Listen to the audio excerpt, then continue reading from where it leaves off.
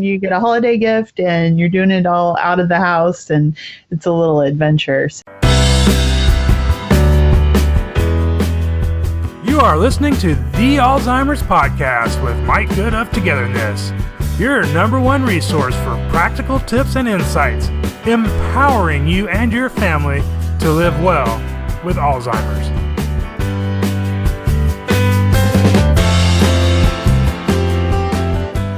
Hello and welcome to episode 24 of The Alzheimer's Podcast. I'm Mike Good of Togetherness. Thank you for joining me for another podcast where my goal is always to empower you to maintain a positive experience, reduce and eliminate the need for medications, and make your time together with those you care for the best it can be. Today I'm joined by Christy Turner, the Dementia Sherpa, for another episode of Navigating Rough Terrain with the Dementia Sherpa. In case you're new, Christy joins me every other Tuesday for a discussion to help empower you to be successful as you care for someone living with dementia. She is a Certified Dementia Practitioner, Certified Dementia Care Unit Manager, and Cognitive Stimulation Instructor. She has run award-winning memory care communities in assisted living and skilled nursing levels of care. Using her 16 years of experience in working with over 1,100 people living with dementia and their families, she's developed a system that helps families move from crisis management to confidence. Today, Christy and I continue our holiday theme with a discussion on holiday shopping when a loved one has dementia. Hello, Christy, and welcome back to the show. Hello, Mike, and hello, listeners. So happy to be here. So, Christy, I routinely encourage care partners to get their loved one out of the house and to do things together. However, in your guide, Successfully Navigating the Holidays, you pretty much say holiday shopping may not be the time to do this. Is that correct? Yeah, absolutely right. So if you think about it, it's great to leave the house. Nobody wants cabin fever, of course, and I do understand that. But think about if you go to the mall, and we're getting past all of the trauma of just getting to the mall, right? Because depending on where your person is in the disease process, it can take, say, 30 minutes to just get out the front door because you need to make sure that they're appropriately dressed for the weather, and then getting into the car, driving to the mall. Usually traffic's heavy, and that's going to take a while. Finding a parking space, helping them get out of the car, and then, are they walking? Are they walking with a walker? Are they using a wheelchair? Do you need to find a motorized scooter? All of these types of things, right, that we don't necessarily think about until we're right in the moment and going, ooh, crud. So that just parking far away can be, that's it. The energy's done by the time you even get inside the store, or the mall, or the Costco, what have you. Then any place you walk in, pretty much, if you're looking at doing holiday shopping, is going to be decorated, which is fantastic, except it can be visually overwhelming, right? I'm thinking several years ago, I went into a Macy's and I was just like, wow. Yes, it was just completely overwhelming. It was beautiful, but the music was going. There were a ton of people in there, a lot of different smells. And I had to pause for a moment and what am I doing here again? It was kind of the whole enchilada there. And the same, of course, can happen for people who are living with dementia. They have a lot of incoming sensory things, as we all do, but the difference is they are losing their ability to process all of it simultaneously and as quickly as we without cognitive impairment are able to do. So there's all of that, and then maybe you're looking for a specific item on your list that may or may not interest your person. They might see something else that looks more interesting, right? And again, this can happen with anyone, but we're looking at the subtle differences as people are losing some of their ability to, I'm trying to think of the right way to say this. Basically, let me say this. One of the issues that can happen with cognitive impairment, think Alzheimer's disease, think frontotemporal dementia, is the frontal lobe is affected. And that's kind of our social niceties control center, right? And so if I'm not really caring, if I'm kind of past the point of caring about your feelings, I may just blurt something out like, this sucks and I hate it and I hate you too, or whatever it is, right? And so that can definitely happen. And I'm not saying that, of course, that your person living with dementia doesn't like you, but sometimes people blurt things out when they're feeling overwhelmed. And so then when they have a part of their brain that's kind of fighting against them too, it can be a recipe for some hurt feelings. And, then people have to use the restroom and they get hungry. And so just things, if we are really honest with ourselves and think about how much do we love to go holiday shopping, and how much of it is us just really saying, mentally telling ourselves, okay, I need to suck it up. I need to push through this. I need to get this done. Honestly, we're probably falling more into the latter category, right? Right. Even if it started out fun, it may not stay that way for very long. Now think about for a person who uses a ton more energy than we do, right? Because their bodies can be burning up to 5,000 calories a day just sitting still in the later parts of the disease process. So they're using a ton of fuel all the time, trying very hard to hang with us conversationally and know what's going on and be in the moment with us. And we're maybe talking to them and trying to provide instruction or direction. And again, there's music, there's the smell of food and the perfume counter and all of these other things. And then their own bodily needs and a lot of people in a relatively small space and a lot of interesting visual input. So when you start to think about it like that, it starts to look like maybe not as much fun as you were maybe thinking in your Norman Rockwell fantasy. That's true. And when you painted the picture, it reminded me of our conversation we had about travel, where there's that actual travel piece or the shopping piece, but there's all that leads up to it. And there's all the new distractions and all the new things going on that they're going to complicate it even that much more. Yeah, and I think this is yet another example of the difference between somebody who is not cognitively impaired in their brain and what's happening in the brain of someone who does have cognitive impairment. Mm-hmm. Because it's all of these things, like you were saying, the things it takes just to travel someplace, right? Let's say we're flying someplace. So everything that comes before it to get to the airport, everything that comes before it to get to the mall. Now take it a step further, everything that comes before bathing.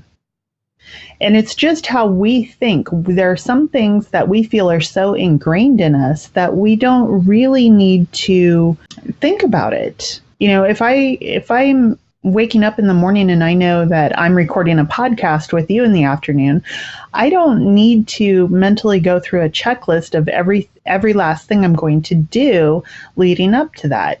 I know I'm going to get in the shower. Right. That's going to happen. I know I'm going to brush my teeth. That's going to happen.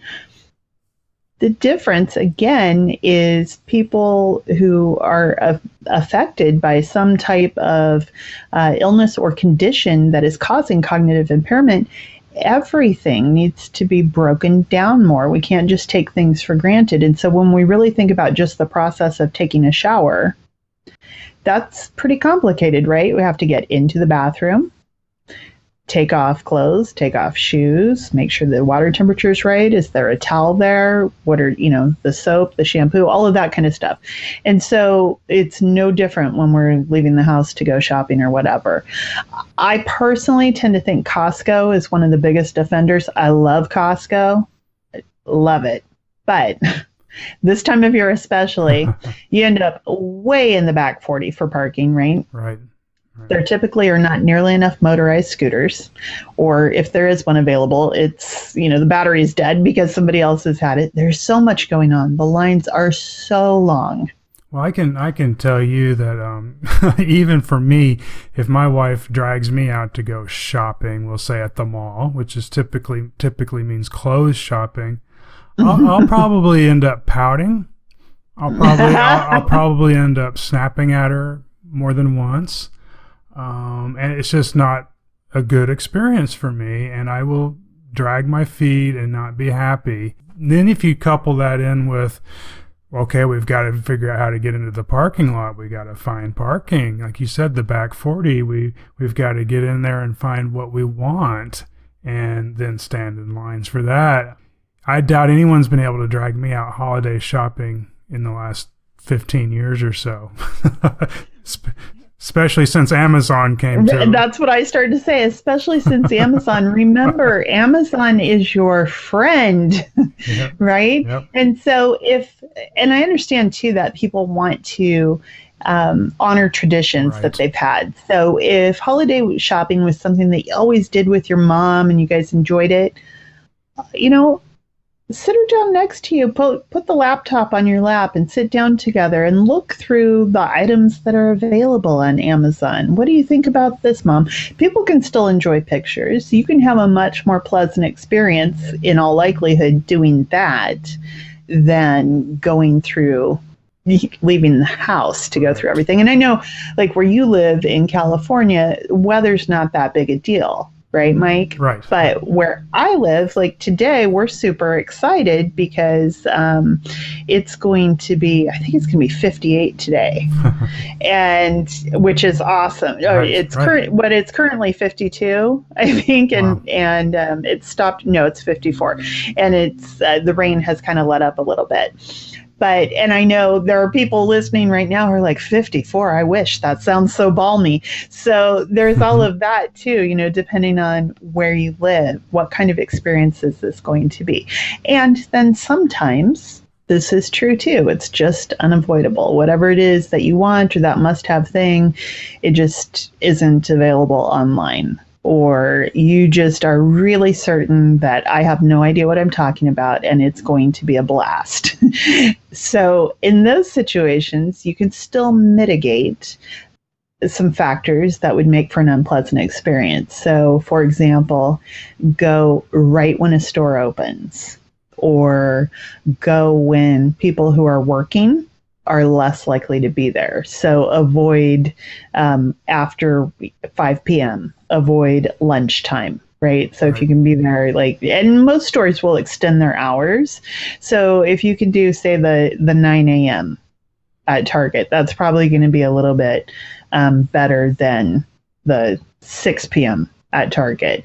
The other thing too, of course, to keep in mind is what's your loved one's natural sleep cycle. So, please don't go to Target at 9 a.m. because I said it, when your loved one doesn't usually wake up till 10, that's a bad idea. Right. So just be willing to go with what's going to work for them, and to cut somewhere between 25 and 75% off your to-do list.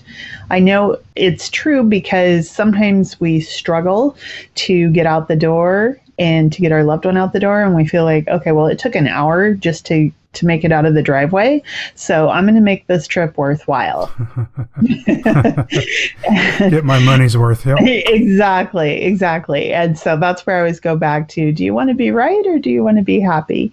So you can kind of get that whole money's worth thing out of it if you're feeling that. But remember, you are the one who is then going to be coming home with a person who has maybe had an accident, or who is completely exhausted and feeling cranky, maybe who's hungry or thirsty, overtired, overstimulated, maybe their back hurts, maybe their feet really hurt from all the walking, and so there can be a whole bunch of things going on. Maybe they missed a dose of a pain medication. Maybe they usually have their feet up at a certain point in the day. So think about all of those factors too.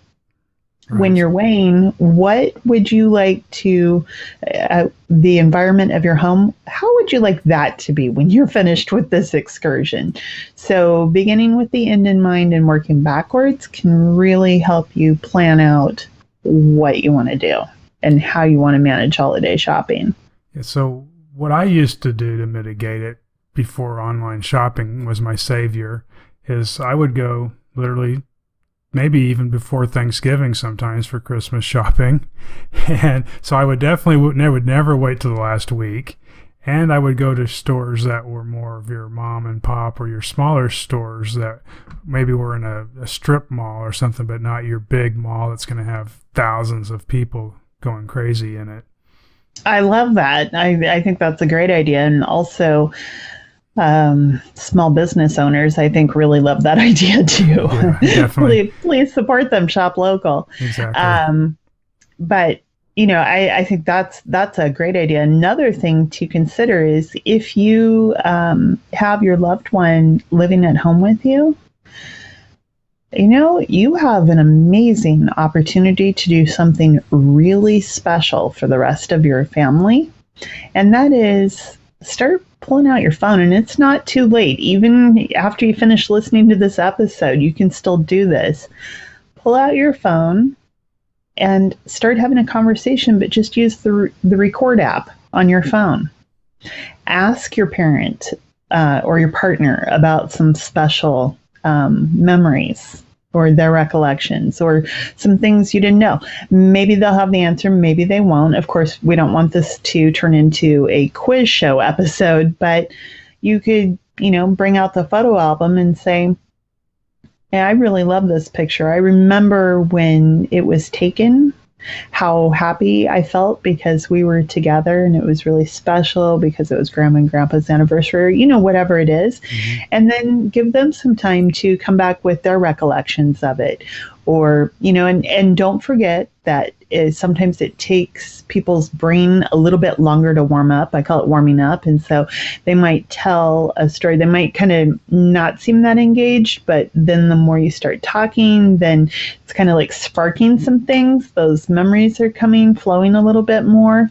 And so they'll be more responsive and more talkative. And I've seen numerous times, thousands of times, where people will tell a bare bones sketch of a story. And then I call it a loop. And so then they start telling the story again, but this time there are more details. And by the third time through the story, it's amazing the layer of detail that's coming. And you can just see this as this process is happening and the memories are flowing more freely.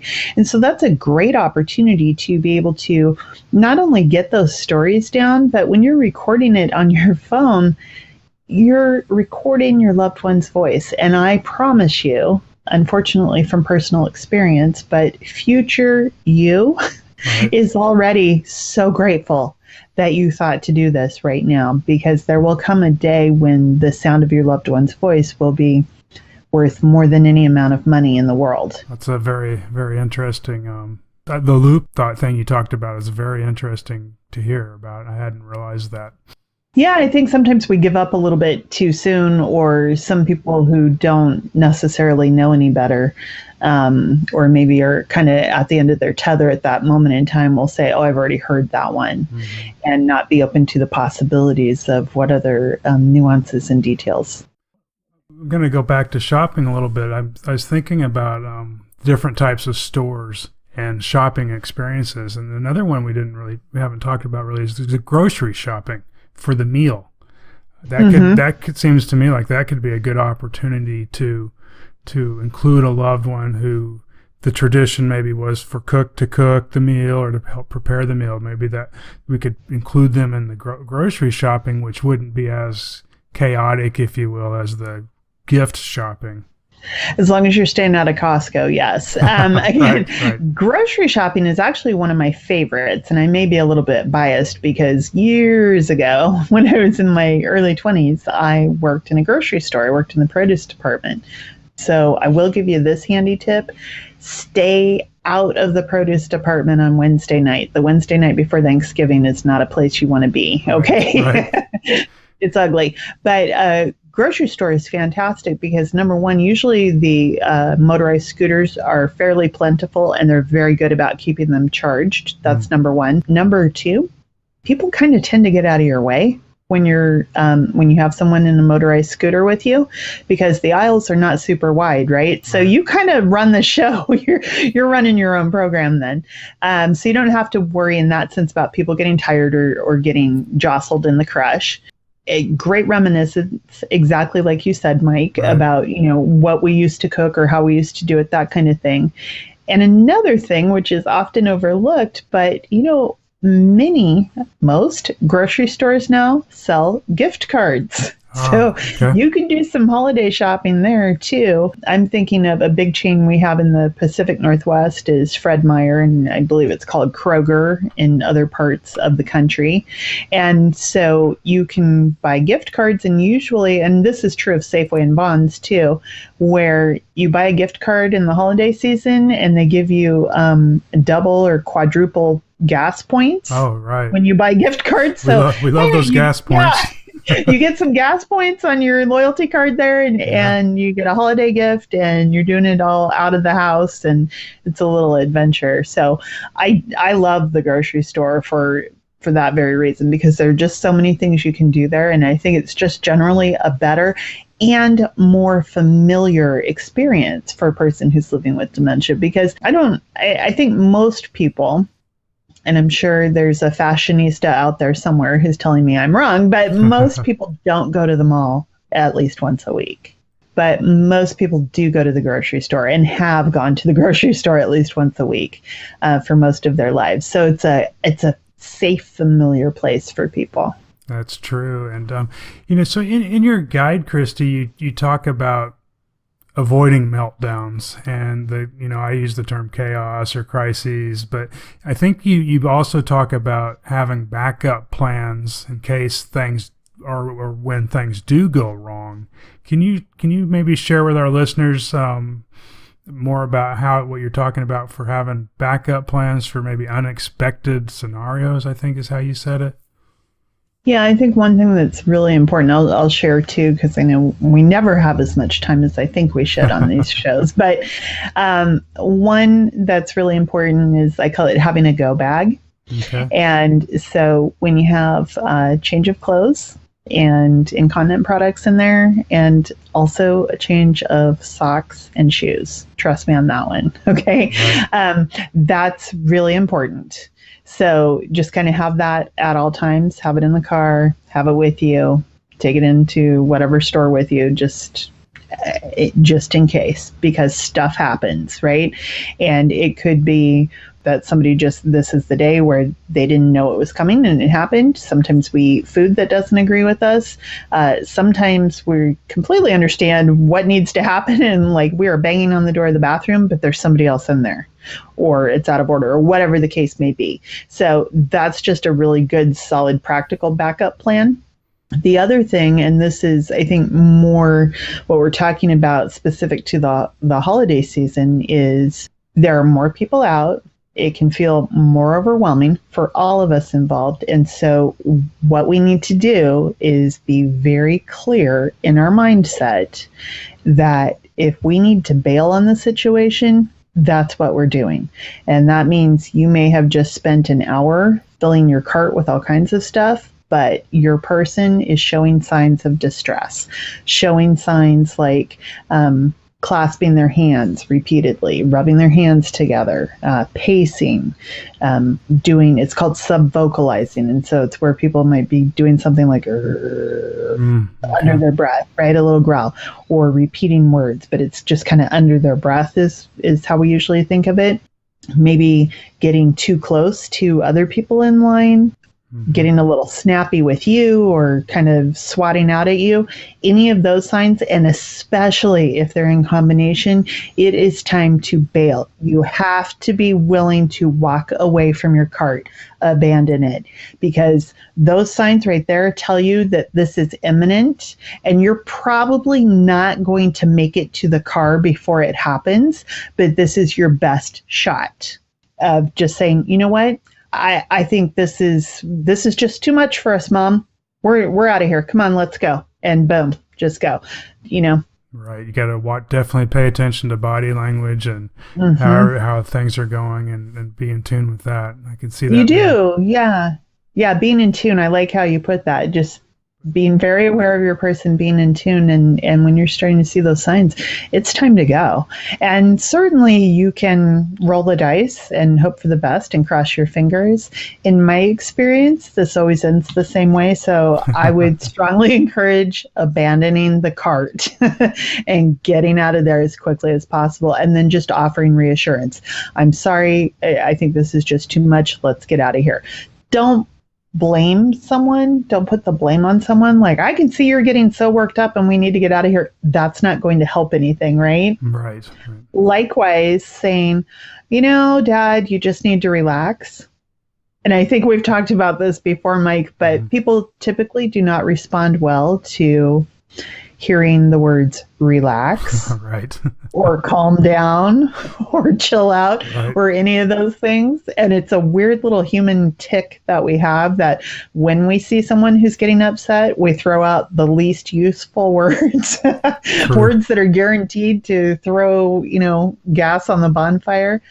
But so just having that mindset that you're willing to do what it takes to make the situation okay, and understanding that could mean walking away from it. And then you don't have to keep chattering. Just come on, we're out of here. And then, you know what? It's okay. If you're really, you're going to be willing to walk away from the cart, what's going through my mind is, you definitely don't want to be waiting until the night before Christmas, or even a few days before Christmas, because we put so much pressure on ourselves to buy gifts for people that we probably only see once or twice a year oftentimes. It reminds me of when I actually used to have a full-time job where I worked 60 hours a week, and it was nearly impossible to get out and do any shopping. And then I'm picturing myself trying to care for someone with dementia who, it's a full-time 24/7 job. And, and shopping is going to be the last thing they want to do. And it comes down to that pressure at the end. And once again, as we talk about many times, the emotions and the feelings are just so contagious that it's going to be a meltdown, like you say. Right. And I think, too, let's say you're caring for your parent at home, and you also have grandkids. And of course, you want to be the awesome grandma, and you want to, it means something to you. It's a big deal. This is, don't forget the learning opportunity here for kids. And, you're always able to still write a check and a nice note. You can definitely do that. Like you were saying, Mike, think about who's really on the list and do they need to be on the list. But then the other piece is, use it as a learning opportunity that, in our family, this is about us being together because we love each other. And that's why we come together. And there will come a day when we won't all be sitting in this room anymore. Because, people get older, people get ill, people move away, all of that kind of stuff. So we're really about enjoying being together and these recipes that we've passed down for years or whatever it is. And the other thing is, great grandma can't go out. It's too much for her now. And sometimes that happens later in life. So it can be an educational opportunity, both about health conditions that may happen later in somebody's life, and also about not being a little jerk, thinking it's only about the gifts, right? But I mean, that's hard. Yeah, just seeing. I think we've all met brats. Of course, none of them we would say there are none in our own families, but the thing is, kids don't know. Right. Until we explain it to them. They don't know anything until we explain it to them. And this is a good opportunity to explain, hey, this is what's going on with great grandma. That's a really great point. I think this was a great conversation, as always, Christy, and I've learned a lot. And, as with everything, we tell our care partners out there to plan ahead and be ready for it to not go the Norman Rockwell way, as you say it. Right, exactly, because we can pretty much guarantee that's not how it's going to go. So I would say, just plan for the worst and be pleasantly surprised and oh so grateful. Anything short of a disaster, just say, hey, wow, that worked out well. That's right. That's great advice.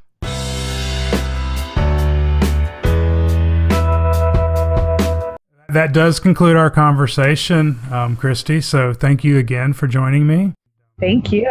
And thank you to our listeners for listening in. And this concludes our conversation on holiday shopping and dementia with Christy Turner, the Dementia Sherpa. Be sure to visit Christy's website at dementiasherpa.com. You'll find the link as well as all the reference resources in the show notes at togetherness.com/episode 24. If you want to do me a huge holiday favor and support this show, please be sure to subscribe so you don't miss an episode. And very importantly, please leave a comment or review on your favorite podcast app, such as iTunes. And don't forget, Christy joins me every other Tuesday for a new episode of Navigating Rough Terrain with the Dementia Sherpa, right here on the Alzheimer's Podcast. Bye now. You've been listening to the Alzheimer's Podcast with Mike Good of Togetherness. For more information and to get the resources mentioned in this episode, visit togetherness.com/podcast.